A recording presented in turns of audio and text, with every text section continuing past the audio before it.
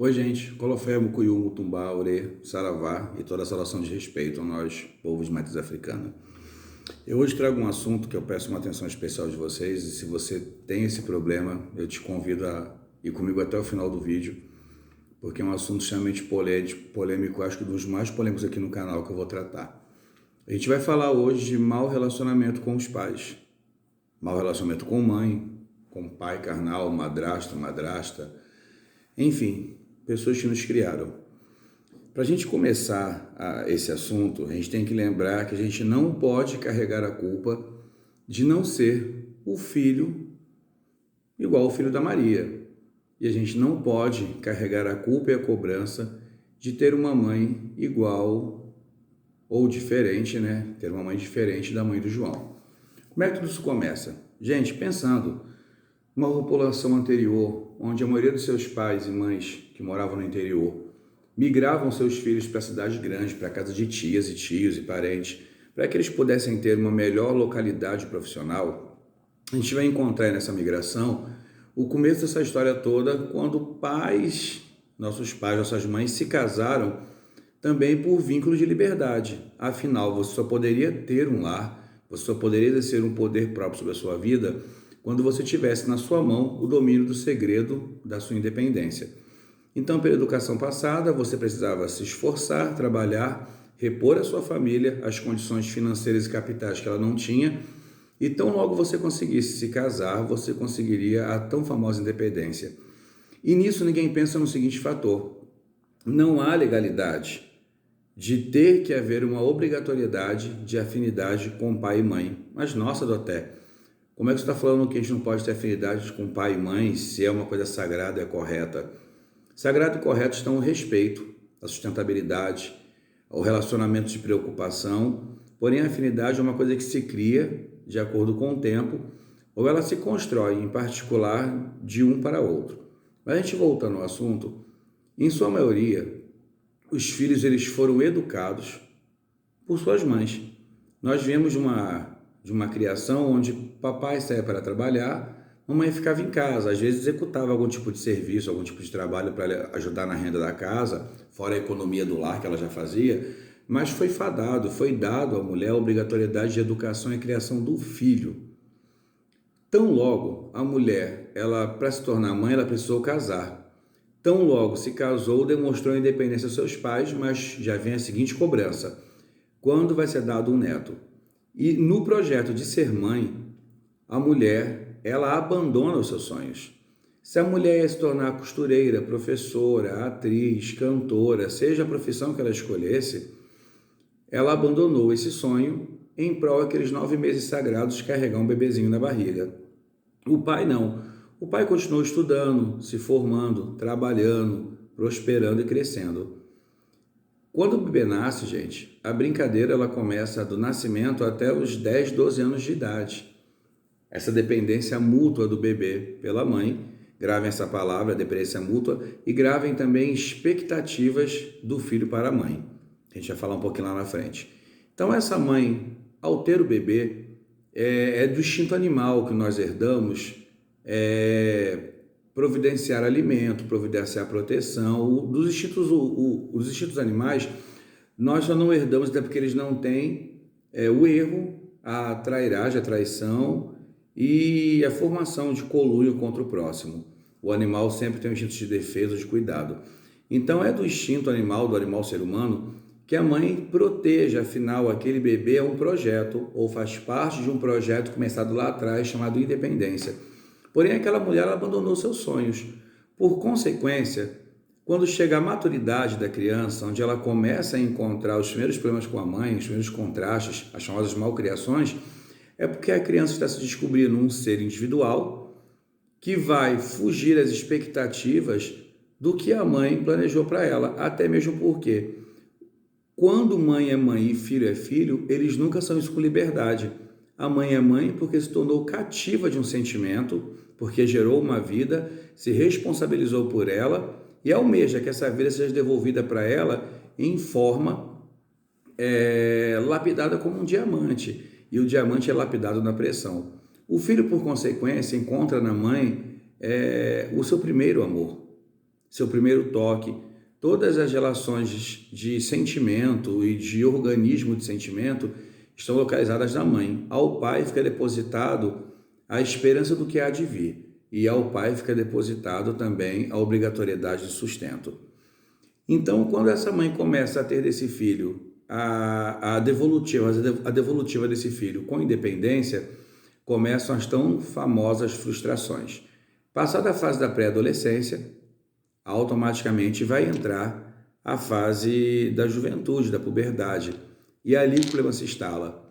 Quando a fase fálica é deixada para trás e a projeção da necessidade de domínio é feita, o filho começa a tomar comportamentos como escolher o seu gueto, escolher suas músicas, suas roupas, seu comportamento, e em suma, pelo instinto, a mãe começa a se castigar por tudo que ela abandonou em prol daquele filho e por aquele filho não ser exatamente o que ela almejava.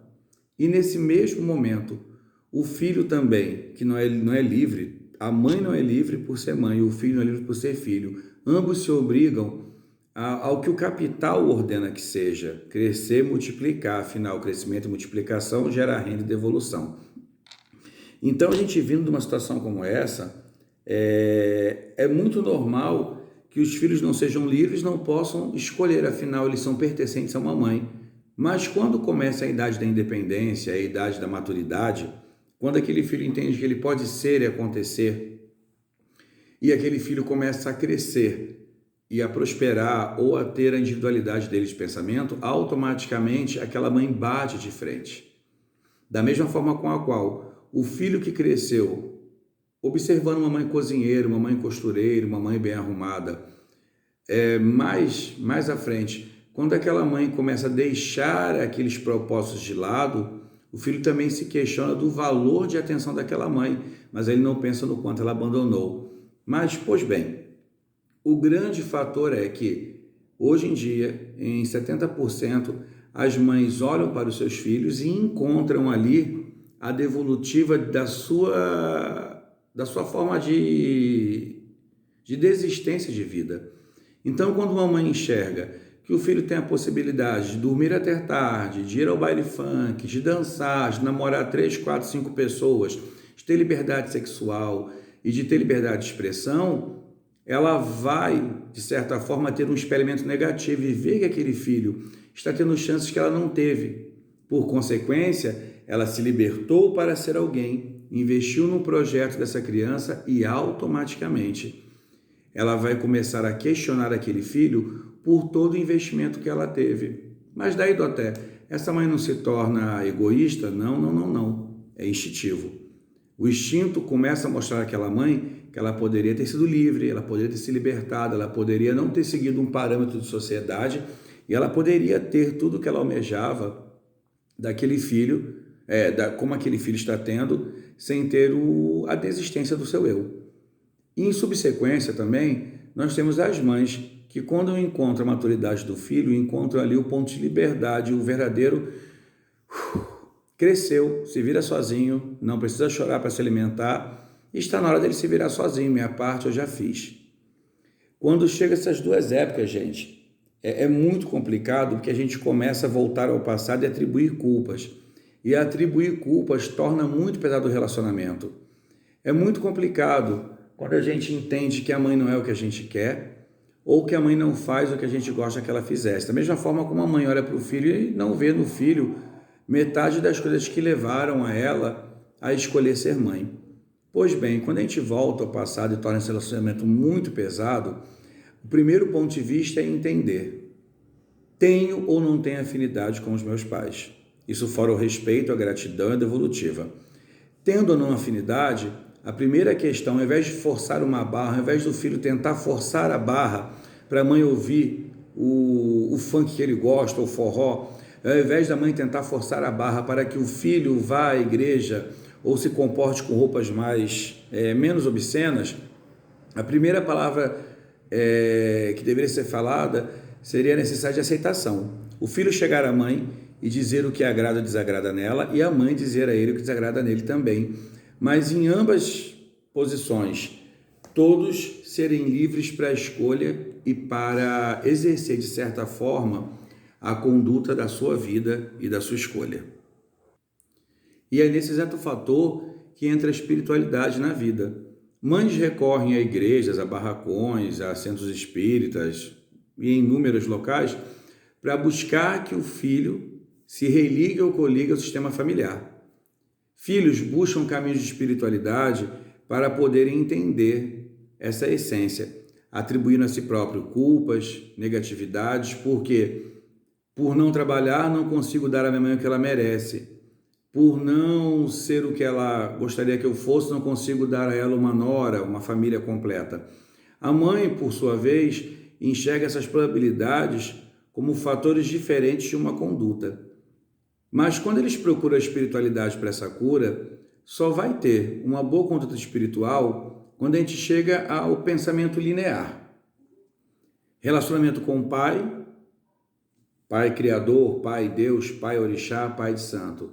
Relacionamento com mãe, mãe criadora, deuses em forma de mulher, mãe espiritual, mãe de santo. Como podemos obter uma resposta imediata e tão exata da espiritualidade se nós não fomos acondicionados a um bom relacionamento? Se hoje minha mãe é o que eu não gosto e meu pai é o que eu não gosto, lembrando que nenhum dos dois lados fica a atribuição de seguir realmente o que o outro espera.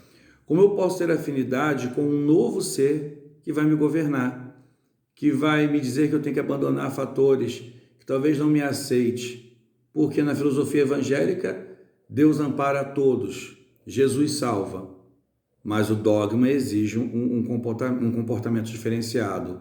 Assim, em toda a matriz de religião, no candomblé, na umbanda, nós abandonamos a quem somos, e este abandono para algumas mães ainda prioriza um papel extremamente problemático, porque tem mães que criam seus filhos não para o mundo, mas para elas mesmas.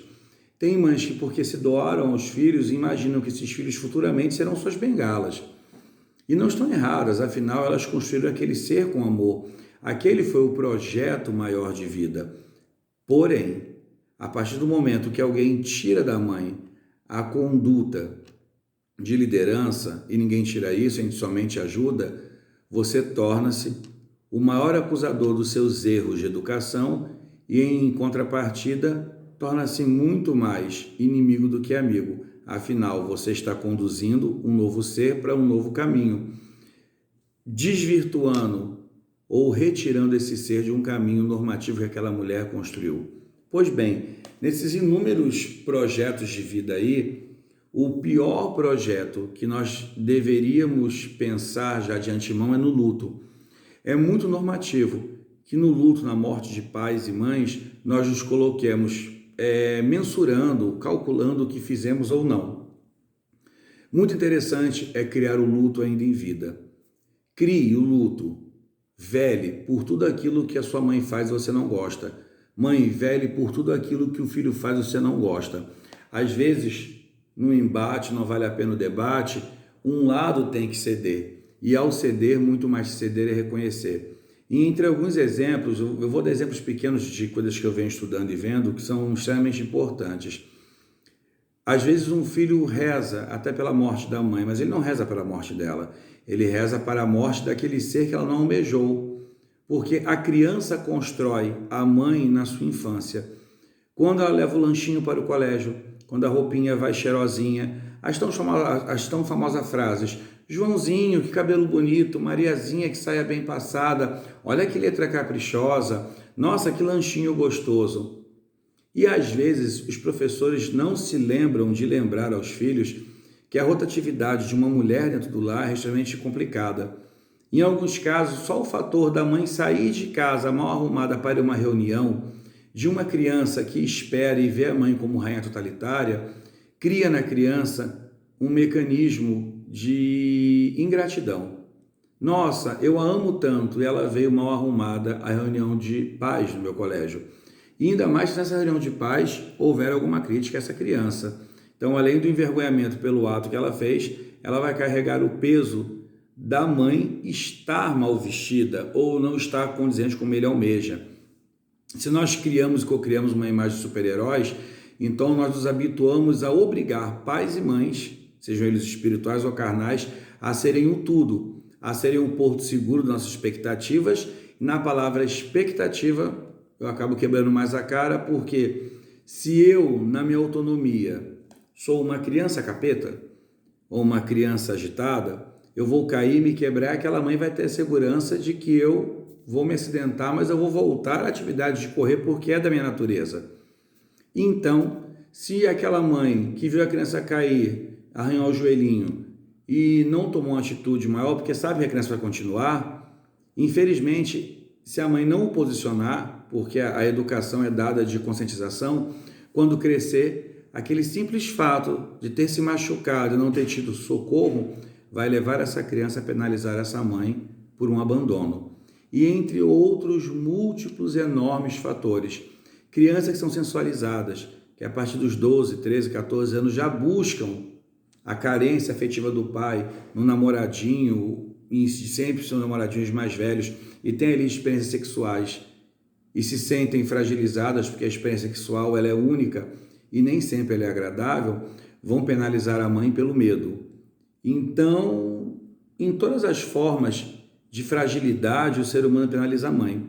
Na sua fraqueza pelo trabalho, na sua fraqueza pelo seu estado de ser, pela sua solidão ou pelo simples ódio daquela mãe não ser ou não compor o que ela almejava. E aquela mãe, às vezes, pode ser extremamente atenciosa com outros pela visão do filho e o filho entender como abandono. Da mesma forma, aquela mãe que foi politizada pela sociedade, que teve que se casar, que trabalhou de faxineira, que trabalhou como babá, que se esforçou, que pegou todo aquele dinheiro, criou um enxoval, porque a mulher, como eu sempre falo, é dado a ela a educação.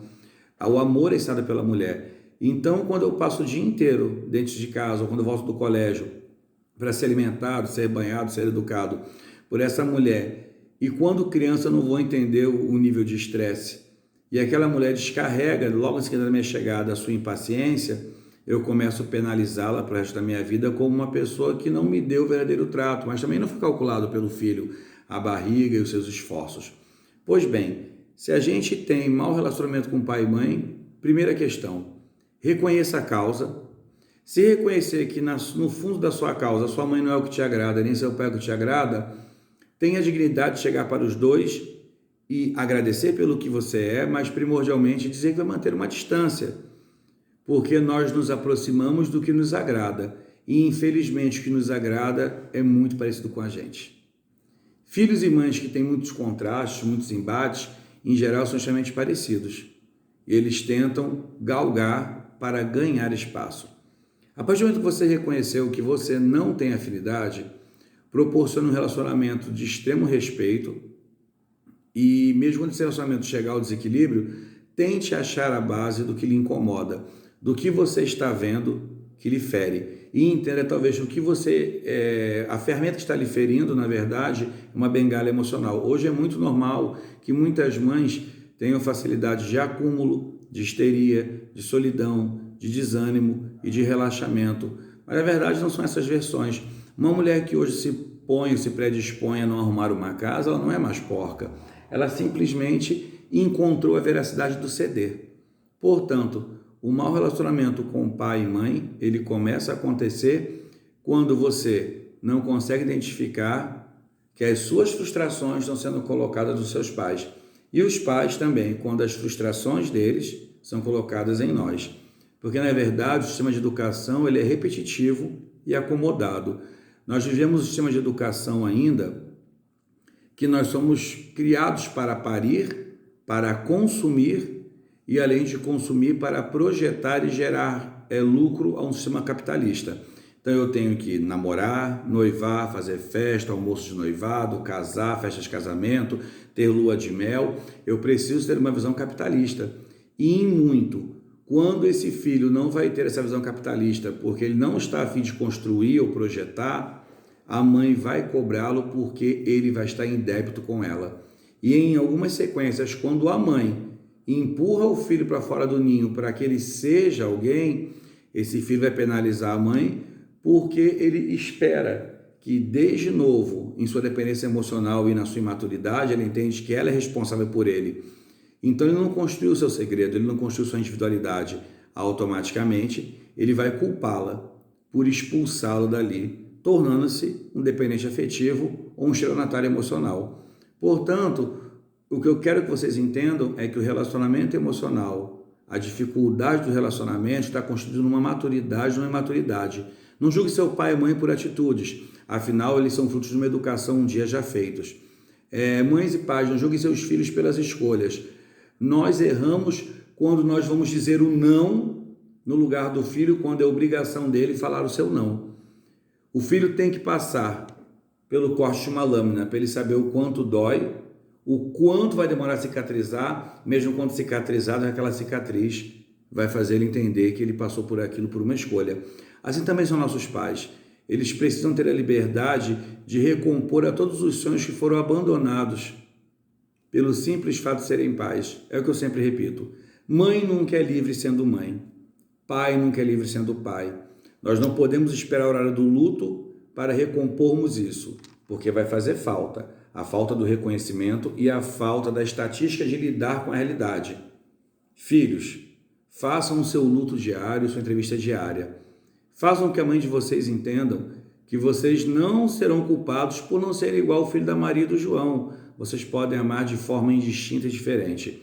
Mães, façam o seu papel de retorno e de reconquista pelo tempo investido nessa gravidez. Eu sempre falo, mãe faz nascer e dá o leite. O demais a gente corre atrás.